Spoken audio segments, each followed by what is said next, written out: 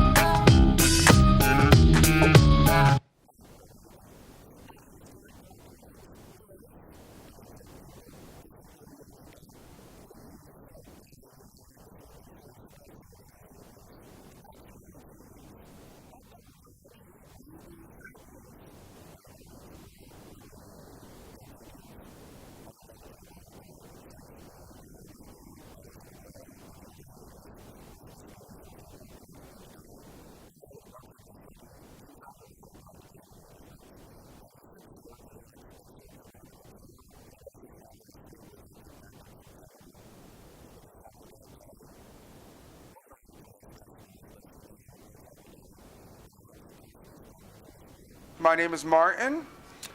I'm single gay man, raising his niece. I like long walks on the beach, tacos.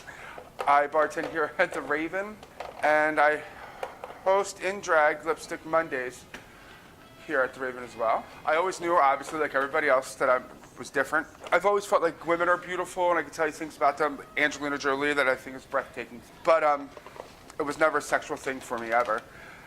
Even though I did date girls and had sexual relationships, I always knew, though, that it was the boys that I wanted to be with. I didn't come out, though, or deal with it until I was 26. And I am 39 now.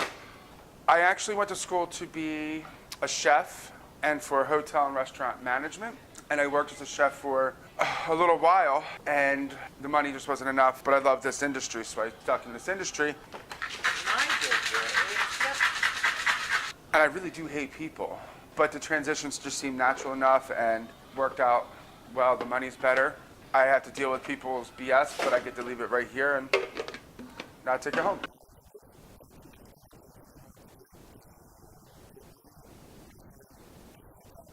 I was 29 when I started doing drag. It was 10 years ago, this coming May. So 2007, May 2007. I hadn't come out to my father yet, and Mary J. Blige had a song called Just Fine, and the message behind that song was a type of empowerment. It just gave me that fuel, gave me life like that.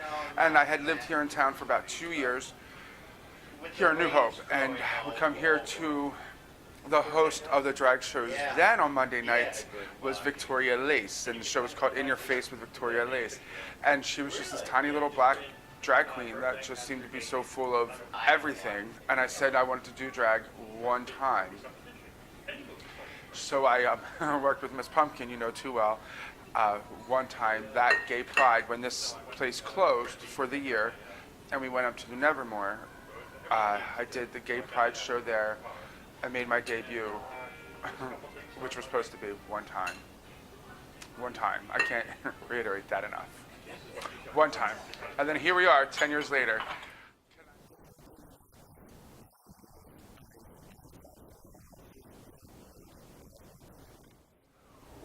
It's tough, because there are days that I go in between loving it all and hating it all.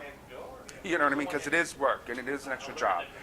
And sometimes when you do something that you love for work, you tend to end up hating it. You know what I mean? So it's tough like that.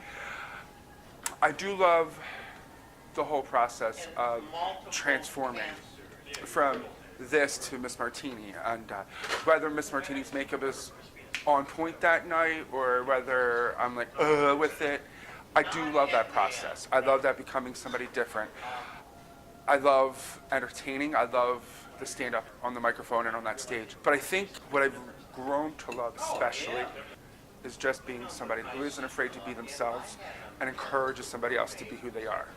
Whether they're ratchet and ghetto, or they're prissy and pompous, like pageant-style queen, or just ghetto trash. Like, be yourself. And I'm think that's probably something I enjoy the most. I think if there's anything that I like the least about it, is that lots of times, like as Miss Martini, I'm not a celebrity like Joan Rivers or Bradley Cooper or anything, but there's a type of celebrityism that I do have. Like I'm a face and a pillar in this community and here at this bar, and I feel like lots of times with people other than my closer friends, that's all they see is Miss Martini. They don't realize or remember that Martini is a whole bunch of things, and Martini is just this much, that multifaceted stone that makes me, you know what I mean? So I think that would be the least, like, because, you know, as an entertainer, I have to be on point, whether I'm a bartender or on that stage, I have to be on point, I have to be ready to entertain and do it. Sometimes I have a rough day, you know what I mean? Sometimes I don't feel like it, and people just, well, what's wrong with you? Like, oh, well, Marty's having a bad day. Marty's tired. She's whooped, whatever. So I think that would be it, though. Like I do Miss Martini because now I can be ratchet and raunchy and obnoxious, and I don't have to have apologies because I'm Miss Martini. Today I'm Marty. I have to be a little softer.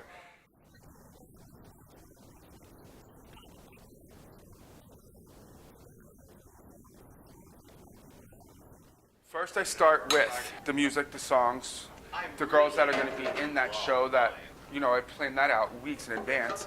Then I have to get the costumes together, the hair together, if I'm going to be switching hair throughout that particular show or not. And then the day of, shave. Everything from the waist up to gluing down the eyebrows, and sometimes we do start off with a glass of vodka, just to help ease it and comfort and slip in, you know? Creating a palette, basically. Like, women look like women, I look like a man, because I'm a man. So I like to make my face a blank palette, so that way there I'm starting over fresh, and all it is just flesh looking color. That's what I'm putting on now, that's what I'm doing here.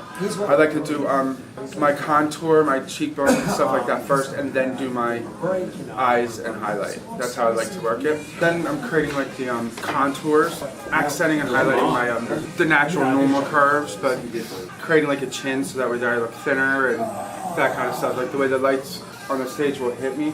I love that people always say, now you know what us women go through. You women know nothing. You don't get it. My original drag name was Martini Matthews. The first person who ever tried to paint my face, we call it painting, or do my makeup, her name was Dana Matthews. Dana Matthews was a good friend of myself and the family, and I begged him to paint me and help me out, and he did.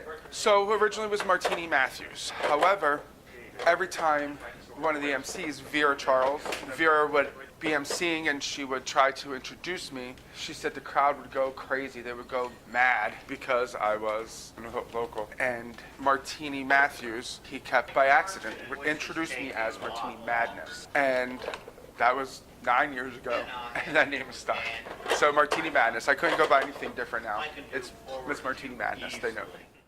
I started hosting the show here at the Raven, Lipstick Mondays. It'll be 3 years in February. And I will go on to say that I know that I am not the most talented entertainer, that I am not the best lip syncer. Lord knows I'll forget my words, but I make fun of myself. I own it.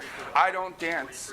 That's not my style. But there was only ever one other hostess here that lasted that long, and that was Miss Victoria Lace, who lasted between here at the Raven and the Cartwheel when that was around for like 13 years. Nobody else has ever lasted the 3 years straight running like I have. So I'm doing something right. Even if it's making fun of myself, I'm doing it right.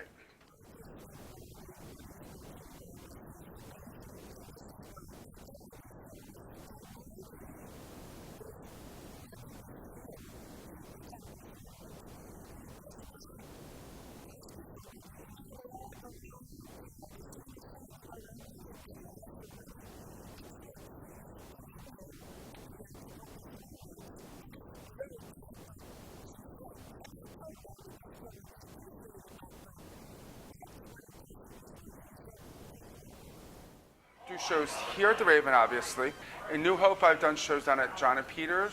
Then I do shows at Taboo. I help do a drag brunch every now and again on a Sunday.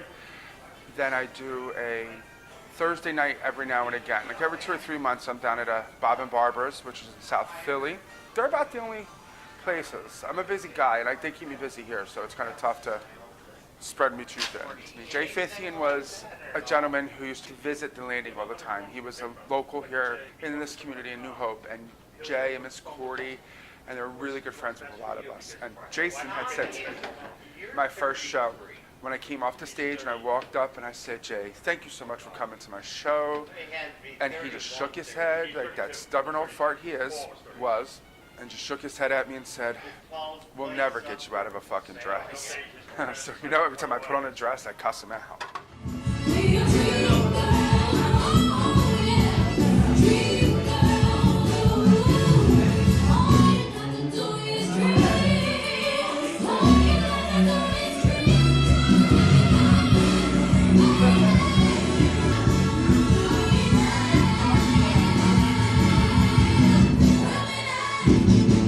Who's ready for the drag show tonight?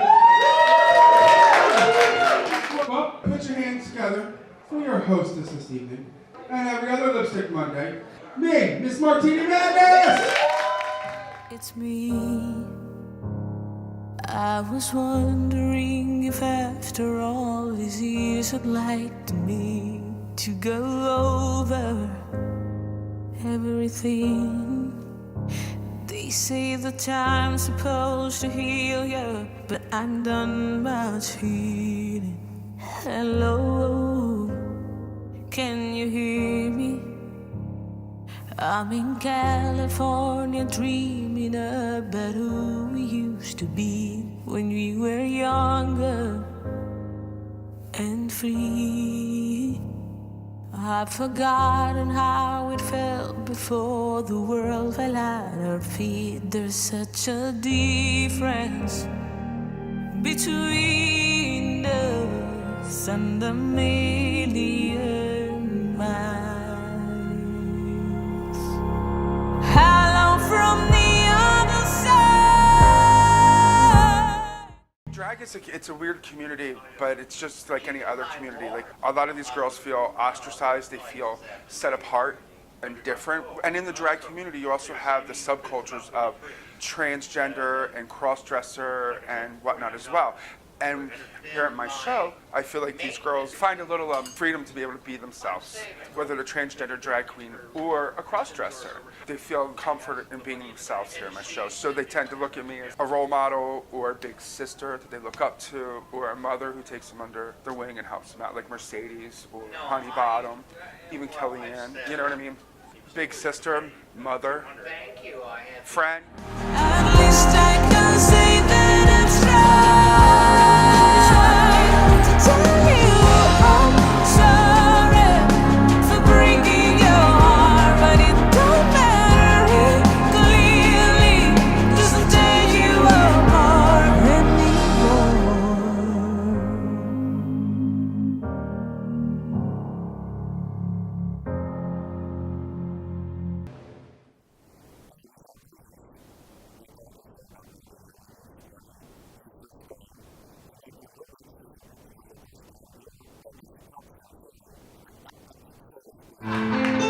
It made you glad, then it made you mad. The best blowjob you have ever had. You'll never forget the things I did to you.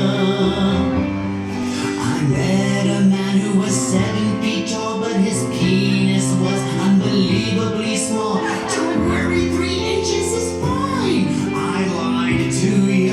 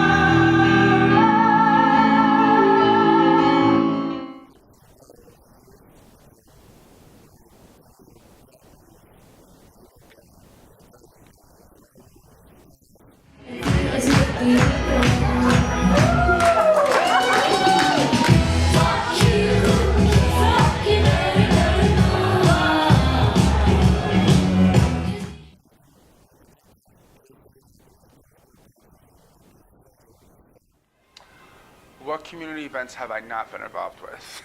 I feel like as an entertainer and as a member of the community, you have to be involved as much as possible from one thing to the next. I don't think they could just be LGBT community related, neither. They need to be community related. But I've done so much here. I help out with our New Hope Celebrates, our gay pride every May.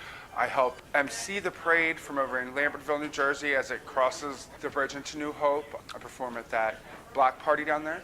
I help with some guest bartending fundraisers across the street at the Cub Room. Then we do a high heel drag race to help raise money for our local gay pride. We do a Miss Mardi Gras competition here at the Raven. It was started by Miss Pumpkin 10 or 12 years ago, and she passed the torch on to me, and we've been running it since, where we raise money usually for an LGBT youth house. And then we try to do New Hope Celebrates or FACT. And I've also helped out across the street at the Firehouse with FACT Bingo, Bucks County chapter. So, I'm gonna bring out the next entertainer, but before I do that, I have one joke that y'all are gonna hate, but I loved it. Davina's gonna fuck me up after this one, bitch, what's your problem? So, why did the monkey fall out of the tree? Because it was dead. Isn't that fucking awful? There was a time when I said I would only do drag one time. There was a time probably about a year ago where I was like, I don't care if I ever do drag again, I'm done. But if I couldn't do drag tomorrow, I honestly think I would want to eat and be at the ocean. I think it would break my heart. I'd have to mentor.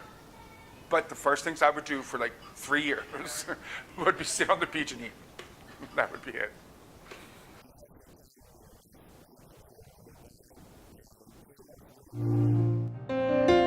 I've known it from the moment that we met. No doubt in my mind where you belong. I'd go hungry, I'd go black and blue. I'd go crawling down the avenue.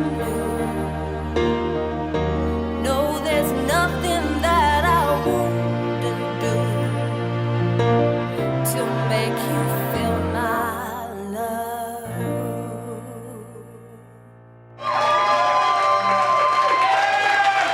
I'm blessed tonight because my drag parents are here in this fucking house. So put your hands together for Miss Linda. That little bitch, she really has been doing drag for 30-some years. Yeah, 30 years. And where is Eric Lee? He just stepped away, didn't he? But tonight was fun. A lot of fun. So thank you all very much once again. I very much appreciate you.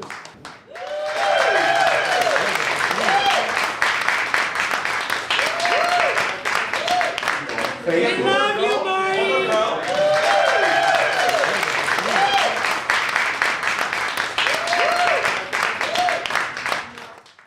Well, who cares if you're gay, straight, bisexual, transgender, lesbian, drag? Who cares?